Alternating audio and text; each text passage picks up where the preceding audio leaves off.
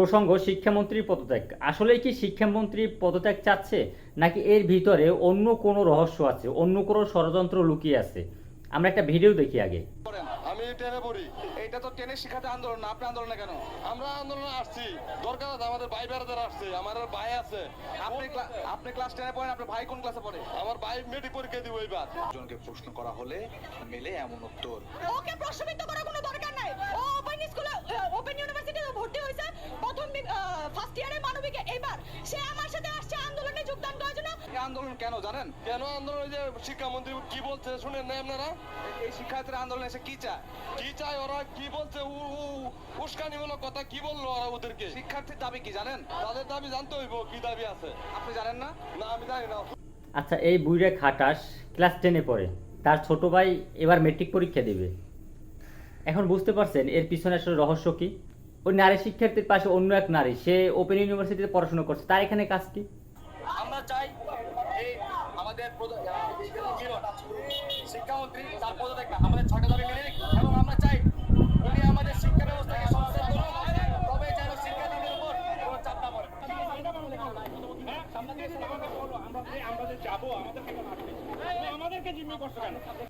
একজন ডক্টর অপারেশনের জন্য মেডিকেলে যাবে, অথচ তাকে যেতে দেওয়া হচ্ছে না।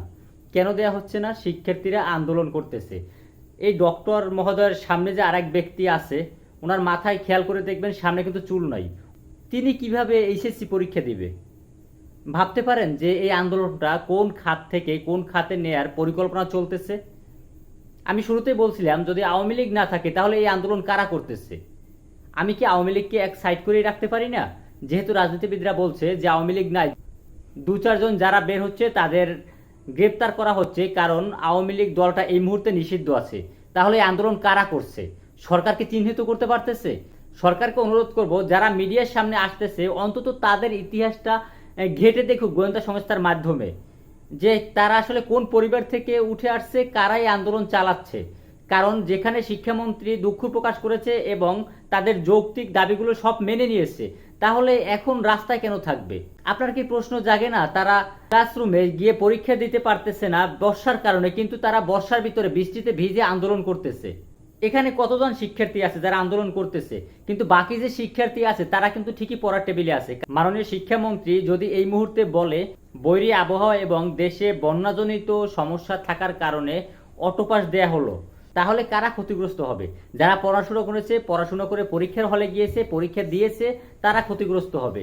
এই আন্দোলনকারীদের ভিতরে কিছু অংশ আছে যারা আসলে এইচএসসির ফুল মিনিংটা পর্যন্ত পারে না। তারা কিভাবে শিক্ষার্থী হয়? তাদের মনে হয় না যদি অটোপাস দেয়া হয় তাহলে তাদের কেরিয়ারটাও একদম অটোপাস হয়ে যাবে, ধ্বংস হয়ে যাবে? চীন জাপান পায় ইঞ্জিনিয়ার, ভালো মেধাবী শিক্ষার্থী পায়, আর আমরা পাই নকলের জন্য রাস্তায় আন্দোলন করা, শিক্ষা প্রতিষ্ঠান ভেঙে ফেলা, শিক্ষা বোর্ডের ব্যানার খুলে নিয়ে যাওয়া এবং শিক্ষামন্ত্রীকে গালাগাল করা। আফসোস জাতির জন্য।